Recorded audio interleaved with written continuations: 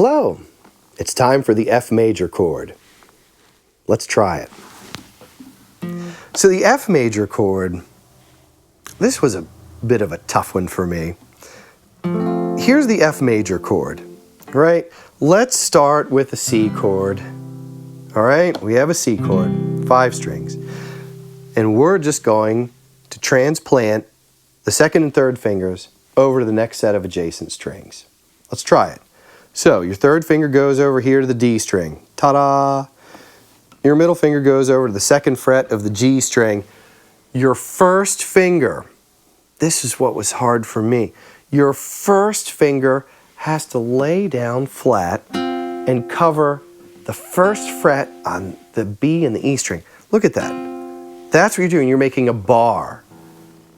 Ah. The F chord is really, so I'll make it. Here it is. If you look at it, if you can visualize this F chord is just the top 4 strings of an F bar chord. Check it out. There's my bar. This guy goes here. The pinky goes here. It's an F bar chord. All right? Sometimes I use it. Sometimes I use this F chord. But this is where this F chord comes from. And now you'll start seeing, you know enough about guitar. And you've played guitar long enough now that you'll see how so many things are interrelated. Scales are related to chords. Chords will be related to this chord shape. And things will just start to open up and you'll say, boy, I'm really starting to see the entire fretboard. That being said, this F chord was tough for me. For some reason, I just had a hard time barring just these 2 frets. If you want to start here with the bar and then add these 2 fingers, that's fine. And you strum from the D string or the 4th string, 6, 5, 4, 4th string down, that's fine. But that's the F chord. There it is. And it comes from this bar. Here, we'll listen to it. It's the same thing. There you go, all right? Now, there's a very pretty chord called F major 7. That may sound a little strange to you. Oh, it's a little funky there.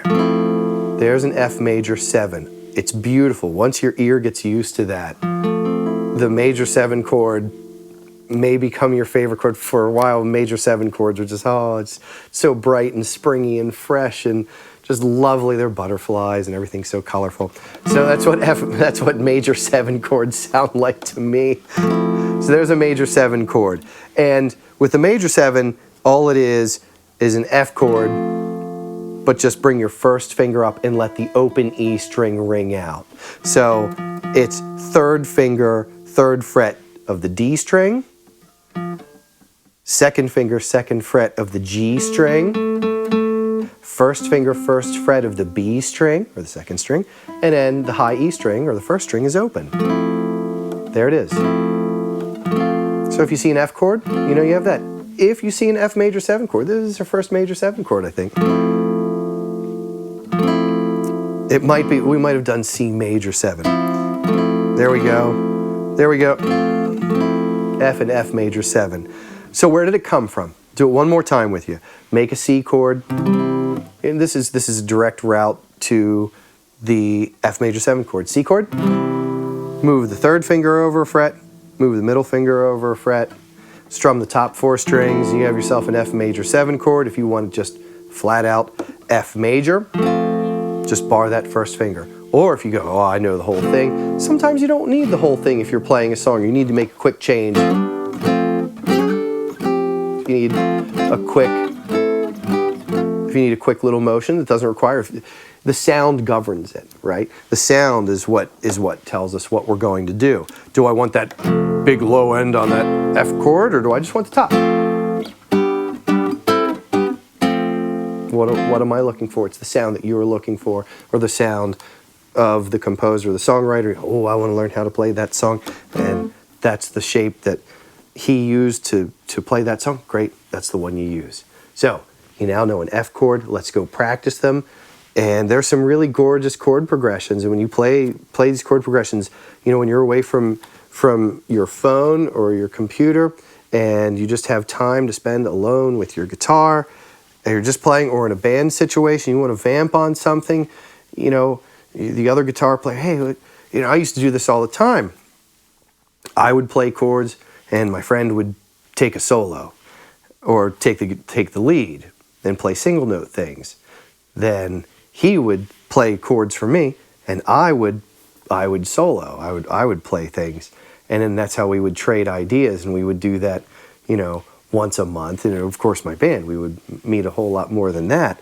But there are other guitar players in the neighborhood that I checked out. Now, you know, you can do everything, you know, online. You can hook up with anybody from anywhere, and you can jam and you can play. And it's something called trading fours, and we're going to get into that. But that's something you can look forward to doing. Maybe you're already doing it now, and you know, learn. Wow, how that person do that? You know, there are tons of stories. You know, I think it was Tom Petty with the Byrds. And he's like, well, I knew a G chord and I knew a C chord, but you know, I really wanted to learn that song, so we went to see the Byrds, and oh, that's the D chord. So, so there are tons of stories like that are a whole lot of fun. But we learn chords and we start filling in all these blanks and going, oh, well, this is the sound I'm looking for, and that's how this chord functions with this one. And it's a beautiful, it's a pathway. I don't know that there is ever a moment where you say, oh, I'm there. For most of the guitar players, most of the musicians I know, I guess there might be a there when you say, you know, I can hang in there with the musicians, you know, the people, you know, I play with. When you can say that, you go, oh, I'm hanging in there, you know, I'm on this gig, I'm doing this show, and I'm taking part, and I have the skills in order to play along with these people. That's, you know, that's what we're working for, and that's why we've done what we've done. We have that solid strumming hand. That's what you need. You need that solid strumming hand, and we're filling in all these blanks, and we're really making this huge sphere. It's a big sphere of knowledge. It's not this little thing here, this little thing here. And for me, that's how it was for a long time. I felt like, well, I know this chord, I know this chord, and how does all this relate? I know how to do this one song. But as we work, you'll find that these separate parts become really the part of one big ball of knowledge, and that's what I'm after. That's where I'm taking you. And so hang in there with these separate little things. Well, I know the strumming, and I know this, and I know this chord. It'll all come together, and you're well on your way. So I'll see you in the play section. We'll get on it. Okay, all right. Happy F chord, yay. All right.